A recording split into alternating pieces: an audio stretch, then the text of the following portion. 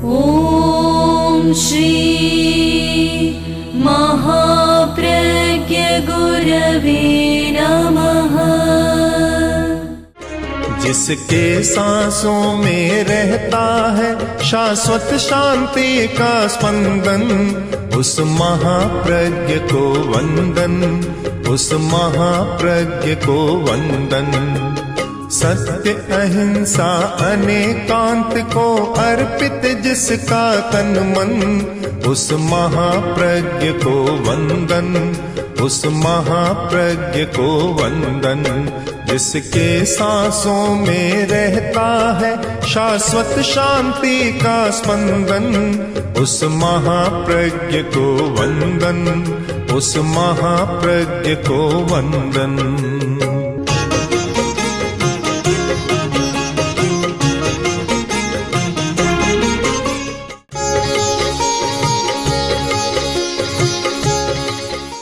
की रक्षा कैसे करें, आत्मा की रक्षा कैसे करें?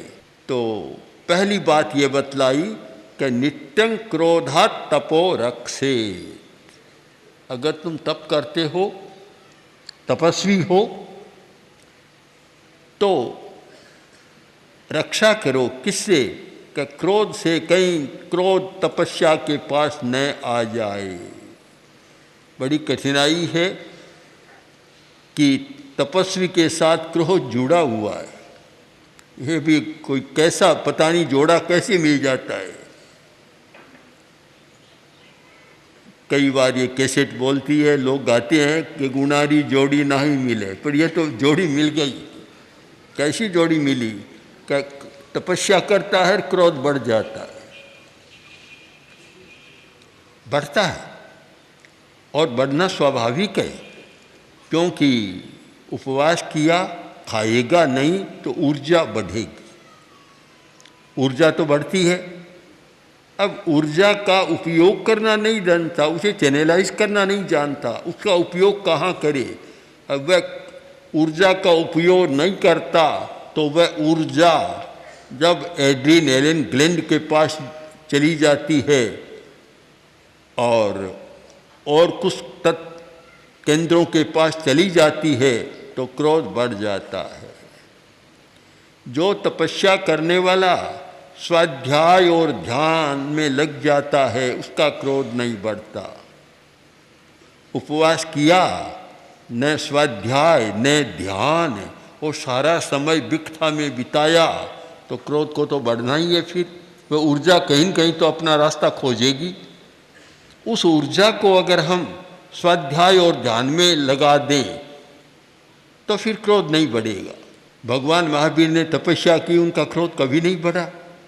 कारण कि उपवास तो उनके लिए साधन था, मूल साध्य नहीं था। साध्य था आत्मानुसंधान, आत्मा की खोज, सत्य की खोज, वह उनका था।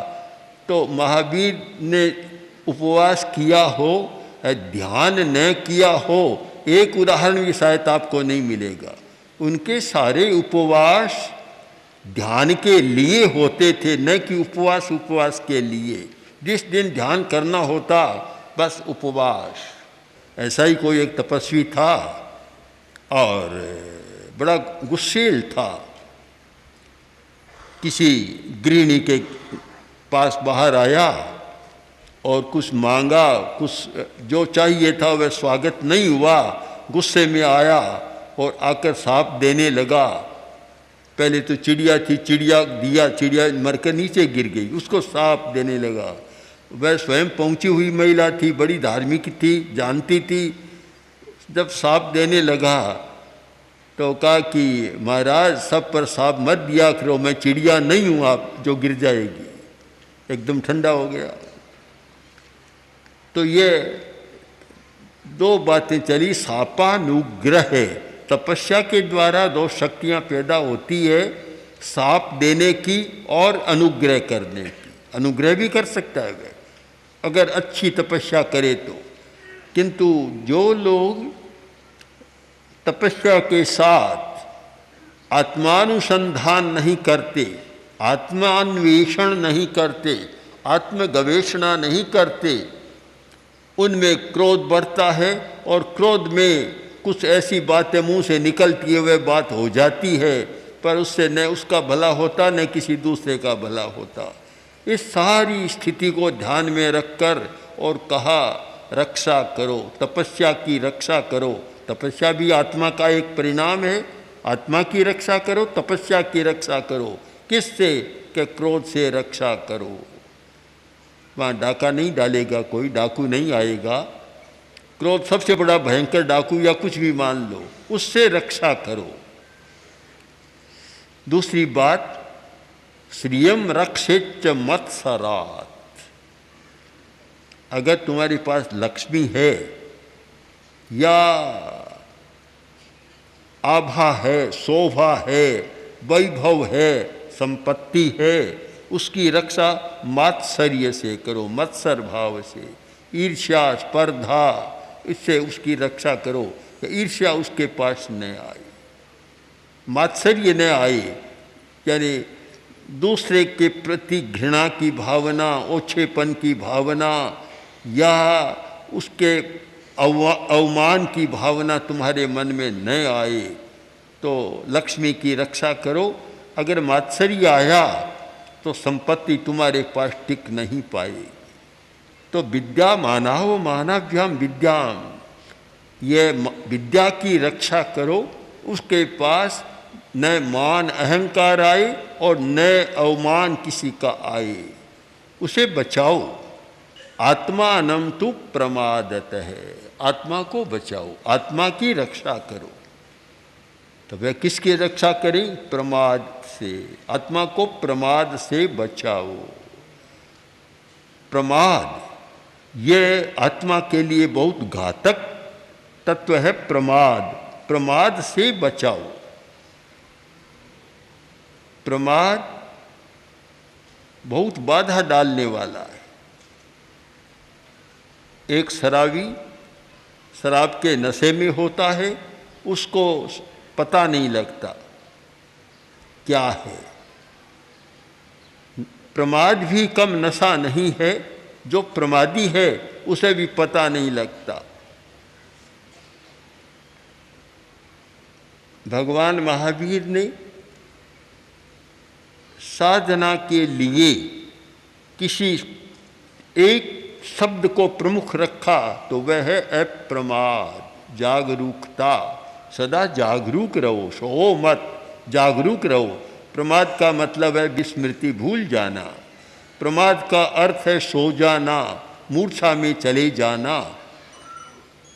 भूल जाता है आदमी, अपने आप को भूल जाता है। और यदि हम ध्यान से देखें तो यह स्पष्ट होगा कि आदमी जितनी चिंता दूसरों की करता है उतनी अपनी चिंता नहीं करता। वह अच्छा नहीं है, वह ऐसा करता है, उसकी ये आदत है, उसका ये है, वह है। दो व्यक्ति बैठेंगे तो पराया रामायण बन महाभारत आ जाएगा, अपना रामायण महाभारत नहीं आएगा। अपने को इग्नोर कर देता है, बिल्कुल भुला देता है। ये भुलक्कड़पन की बात, अपने आप को भुलाने की बात, इस बात को समझाने के लिए अनेक कहानीकारों ने कहानियाँ भी लिखी है, श्लोक भी लिखे हैं, ग्रंथ भी लिखे हैं प्रमाद और अप्रमाद पर। आदमी इतना भूल जाता है कि अपने आप को गिनता ही नहीं है। प्रसिद्ध कहानी है कि 20 ऊँटों का काफिला चला, थार को पार करना था, रेगिस्तान को, थार को, जंगलों को पार करना था। एक थार को पार किया और पार करने के बाद बोले भाई देखो, हमने ये बड़े गहरा रेगिस्तान थार का प्रदेश इसको पार कर दिया, अब गिन तो लें कि कहीं कोई छूट तो नहीं गया है। एक निकाल, मैं गिनती करता हूँ, सामने खड़े हो गए और गिनना शुरू किया। 1 से चला और 19 तक पहुँचा। एकदम स्तब्ध हो गया, बोला भी एक तो खो गया, अपना एक साथी तो खो गया। दूसरे ने कहा कि तुम ठहरो मैं करता हूँ। तो दूसरा आया, उसने भी गिना, तो उसने भी कहा भी एक साथी खो गया। अब 2-4 ने ऐसा किया और सबकी गिनती में 19 आ रहे, 20 आ ही नहीं रहा है कि एक साथी तो खो गया है। रोने लग गए, बिलाप करने लग गए, चिल्लाने लग गए। उधर से कोई एक आदमी आया, बड़ा समझदार था, उसने कहा भैया क्या बात है, क्यों रोते हो, जंगल में यहाँ रोने की क्या बात है, क्यों रोते हो? कि भाई क्या बताएं, हम घर से चले थे, साथ में चले थे, अनुबंध था कि हमेशा साथ रहेंगे, तो हमारा एक आदमी कहीं बीच में भटक गया, खो गया। उसने कहा रे कितने थे? कि 20 थे। तो अब मेरे सामने खड़े हो जाओ, मैं गिनता हूँ। तो गिनना शुरू किया, 1 2 3 और ये 20वां। देखो 20 है, तुम कैसे करे 19? ओहो भाई साहब क्षमा करें, भूल हो गई, मैंने सामने वालों को तो गिन लिया, अपने आप को नहीं गिना था। खो गया। प्रमाद से आदमी खो जाता है, अपने आप को भी गंवा देता है, दूसरे को नहीं अपने आप को भी गंवाता है। तो बड़ी कठिनाई है कि प्रमाद के कारण आदमी अपने आप को भूल जाता है। हम धार्मिक लोगों से पूछें कि धर्म क्यों करते हो? आत्मा के लिए। आत्मा क्या है, कहाँ है, आत्मा का स्वभाव कहाँ है कि हम तो नहीं जानते।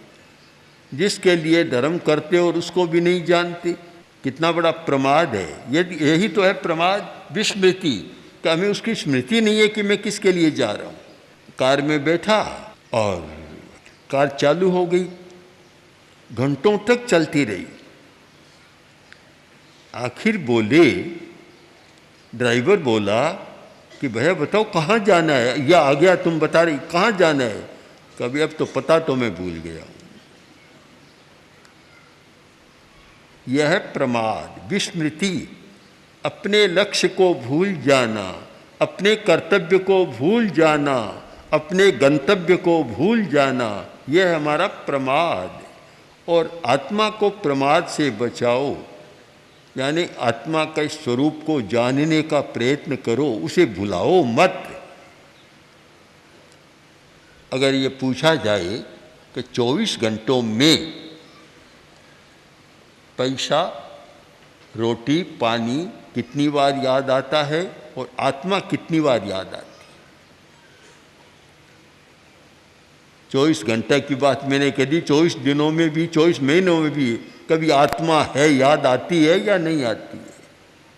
वह याद नहीं आती। याद तो और काम तो आएंगे, जो व्यवहार के काम चलते हैं सब याद आएंगे, पर मैं आत्मा हूँ और मेरा सबसे बड़ा वैभव, संपत्ति, धन जो कुछ है वह मेरी आत्मा है, मैं आत्मवान हूँ। कभी याद ही नहीं आता। बाहर का ऐसा चक्र है कि शरीर को चलाने वाली सारी चीज़ें याद आती, किंतु आत्मा की बात याद नहीं आती।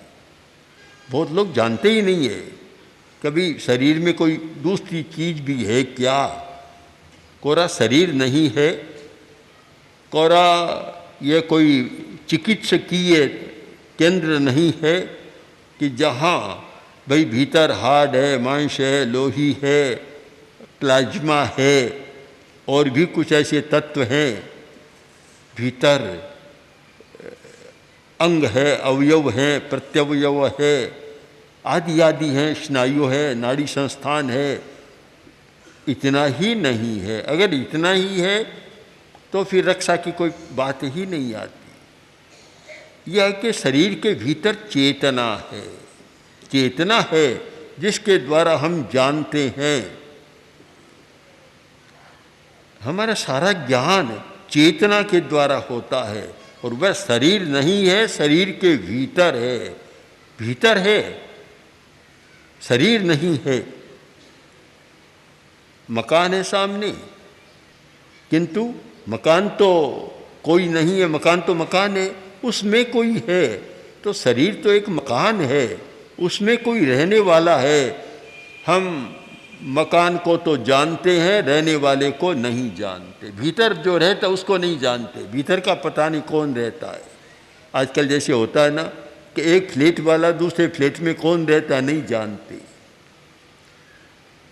कोई आश्चर्य की बात नहीं कि दूसरे फ्लैट में रहने वाले को नहीं जाने, तो कोई आश्चर्य की बात नहीं। पर अपने फ्लैट में रहने वाले अपने आप को नहीं जाने, तब तो आश्चर्य की बात होती है कि स्वयं को भी नहीं जानता। जिस मकान में रहता है, बच्चा जन्म लेता है या गर्भ में आता है, तब एक शरीर का निर्माण करता है, और वह जब तक जीता है 50, 60, 70, 80, 90, 100 वर्ष तक कोई जीता है, तब तक उस घर में रहता है। घर को तो वह जानता है, पर घर में रहने वाले को तब तक भी नहीं जानता। किमाश्चर्य मतः परम, इससे बड़ा और क्या आश्चर्य होगा कि अपने पड़ोसी को नहीं, अपने भीतर वाले को भी नहीं जानता। पड़ोसी की बात तो छोड़ दें हम। कारण विस्मृति, हमें स्मृति नहीं है, स्मृति नहीं, अपने आप को नहीं जानते। प्रमाद का एक अर्थ है विस्मृति, भूल जाना, अपने लक्ष्य को भूल जाना, अपने स्वरूप को भूल जाना, अपने कर्तव्य को भी भूल जाना। और प्रमाद का एक अर्थ है मूर्छा, मूर्छा, मूर्छा में चला जाता है आदमी, जागृत नहीं रहता। जागरूकता अप्रमाद है, प्रमाद है सोना, मूर्छा में चले जाना, सोया हुआ है। अब कोई पूछे कि तुम जाग रहे हो, जाग रहे हो, अब जो सोया हुआ है वह उत्तर नहीं देगा। जो व्यक्ति सत्य को नहीं जानता वह व्यक्ति सोया हुआ है। आचार्य का एक बहुत सुंदर सूक्त है, सुत्ता अमुनि मुनिनो सया जागरंती। सुत्ता अमुनि, जो मुनि नहीं है अर्थात ज्ञानी नहीं है, वह सदा सोया हुआ है। जागता है तो भी सोया हुआ है, क्योंकि उसे पता नहीं है यथार्थ का, वह सोया हुआ ही रहता है। 24 घंटा सोया हुआ रहता है अमुनि, अज्ञानी आदमी, उसको सच्चाई का पता ही नहीं लगता, तो सदा नींद में रहता है। इसका कारण ही आप समझ लेंगे। कोई जाके पूछे कि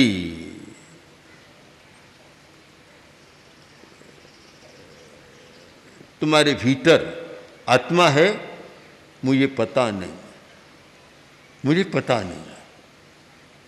जैसे कोई जाकर पूछे कि तुम्हारे घर एक आदमी आया था, वह अब कहाँ है, कि मुझे पता नहीं।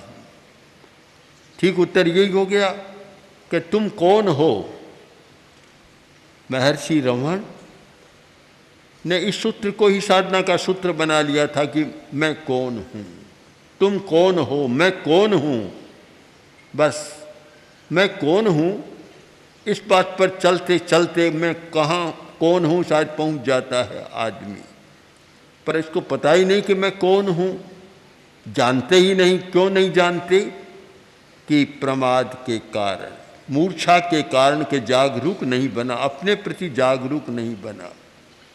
और ये बहुत बड़ी सच्चाई है कि जितना दूसरे के प्रति जागरूक है, बाहर के प्रति जागरूक है, भीतर के प्रति उतना जागरूक नहीं है। चोरी हो गई घर में और मालिक ने पहरेदार को बुलाया, बुलाकर कहा देखो रात को चोरी हो गई, तुम कहाँ थे? क्या मालिक मैं ड्यूटी पर था, दरवाजे पर ही बैठा था। तो चोर संदूक उठा कर ले गया, पेटी, तुम्हें पता नहीं चला? मुझे पता तो लग गया था, पता लग गया, तो तुमने पकड़ा नहीं? क्या नहीं पकड़ा मैंने। क्यों नहीं पकड़ा? कि मैंने चिंतन कर लिया, सोच लिया था मैंने कि पेटी ले जा रहा है, कोई बात नहीं, चाबी तो मेरे मालिक के पास है, ले जाकर खोलेगा कैसे? भीतर वाला तो मिलेगा नहीं इसको, इसलिए मैंने उसको नहीं पकड़ा। आदमी चाबी पर, बाहर की बात पर ध्यान देता है, भीतर की बात पर ध्यान नहीं देता। चाबियां तो अलग अलग हो सकती है, कितनी मिल सकती है, पर जो भीतर में है वह जवाहरात तो बाहर मिलेगा नहीं, वह तो चला जाएगा, चाबी तो फिर मिल जाएगी, पर सारा ध्यान बाहर पर आकृष्ट है। और हम अगर ध्यान से देखें तो एक आदमी अपने शरीर के लिए जितना समय लगाता है, शरीर के लिए जितनी साज सज्जा करता है, जितना ध्यान देता है, क्या उतना शरीर के भीतर रहने वाले के प्रति ध्यान देता है? नहीं देता। पहले तो भीतर कोई रहने वाला ये जानता ही नहीं तो ध्यान क्या देगा? बस शरीर को ही जानता है, शरीर दिखाई दे रहा है, भीतर रहने वाला दिखाई नहीं देता, तो कैसे करेगा? इसीलिए ठीक कहा, आत्मानं तु प्रमादतः, आत्मा की रक्षा प्रमाद से करो। पहली बात है कि विस्मृति मत करो, आत्मा की विस्मृति मत करो। मैं आत्मा हूँ, मैं शरीर नहीं हूँ, इस बात की कभी विस्मृति मत करो। जो व्यक्ति इसकी विस्मृति करता है कि मैं आत्मा हूँ, शरीर नहीं हूँ, वह शायद कोई अच्छा धार्मिक हो सकता है, ये मानने में मुझे तो कठिनाई होती है। उसको अच्छा धार्मिक कैसे कहा जाए? परंपरागत धार्मिक हो सकता है, जन्मना धार्मिक हो सकता है, अनुयायी के रूप में धार्मिक हो सकता है, किंतु एक तेजस्वी साधक के रूप में वह धार्मिक नहीं हो सकता जिसको इस बात की स्मृति नहीं रहती कि मैं शरीर नहीं हूँ, मैं आत्मा हूँ। मैं आत्मा हूँ यह पहले नंबर की बात, और मैं शरीर हूँ दूसरे नंबर की बात है।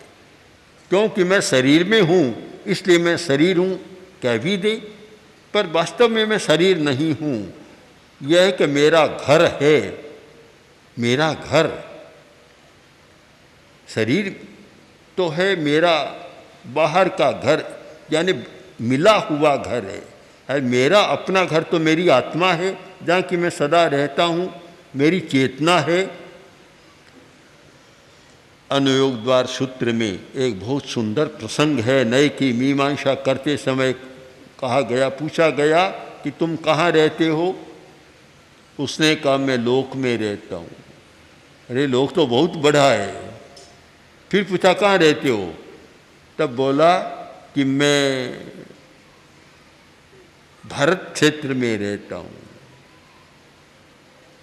या आज की भाषा में कह दो कि मैं एशिया खंड में रहता हूँ, यूरोप में कहीं रहता हूँ।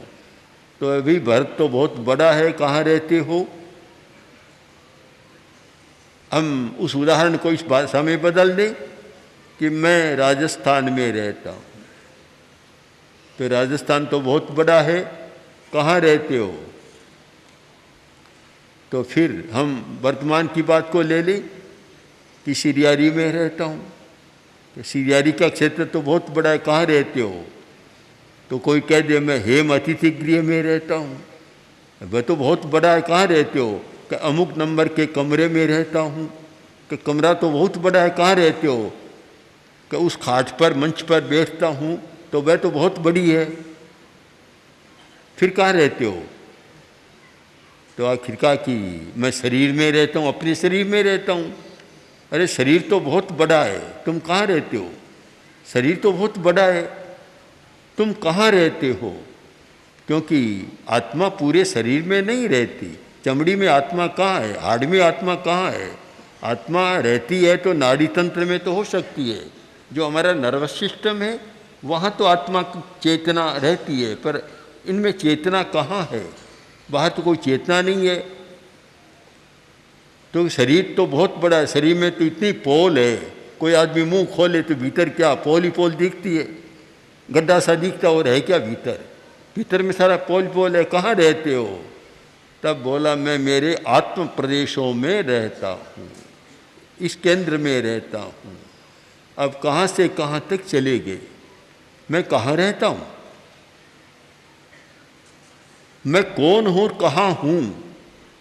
बस जो इसकी विस्मृति करता है यह है प्रमाद। प्रमाद है, और उससे आत्मा की रक्षा नहीं होती। तो इसलिए आत्मा की सदा रक्षा करो। तो प्रश्न होगा किससे रक्षा करो? कि प्रमाद से रक्षा करो। प्रमाद पास में न आए, तुम्हारी आत्मा सुरक्षित है, तुम सुरक्षित हो, फिर दुनिया में जो भी होता है रहते हो, कम से कम दुखी नहीं बनोगे, तनाव में नहीं जाओगे, समस्याओं से संकुल नहीं बनोगे। एक सुंदर आध्यात्मिक सूत्र आगमकार ने दिया है, हम उस पर मनन करें। जैसे धन की रक्षा के लिए प्रयत्न होता है, वैसे थोड़ा थोड़ा प्रयत्न भी, उसका चतुर्थांश प्रयत्न भी हम आत्मा की सुरक्षा के लिए करें, तो शायद और अधिक आनंद का जीवन जी सकते हैं। सब समस्याओं, चिंताओं, दुश्चिंताओं, तनावों से मुक्त रहकर और एक अलौकिक शांति का अनुभव कर सकते हैं। ओम हर। ॐ श्री महाप्रज्ञ गुरवे नमः।